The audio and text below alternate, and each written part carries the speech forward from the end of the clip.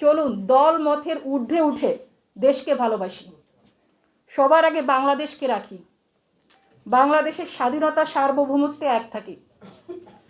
Fascist হাসিনার মতো জঙ্গি কার্ড ৭১ কার্ড খেলে দেশকে বিভাজিত না করি, বহির্বিশ্বে বাংলাদেশের ভাবমূর্তি নষ্ট না করি, গণতন্ত্রের যাত্রাকে ব্যাহত না করি। আর মনে রাখতে হবে, আমাদের এই নির্বাচনই শেষ নির্বাচন নয়। 5 বছর পর আবার নির্বাচন আসবে, হয়তো 5 বছরও লাগবে না।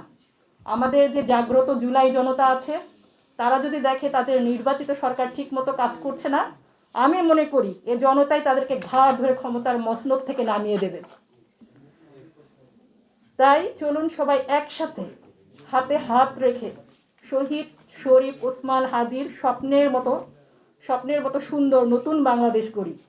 এটাই হোক আমাদের আজকের প্রোগ্রামের প্রত্যাশা এবং আমাদের ভবিষ্যতের স্বপ্নের বাস্তবায়ন।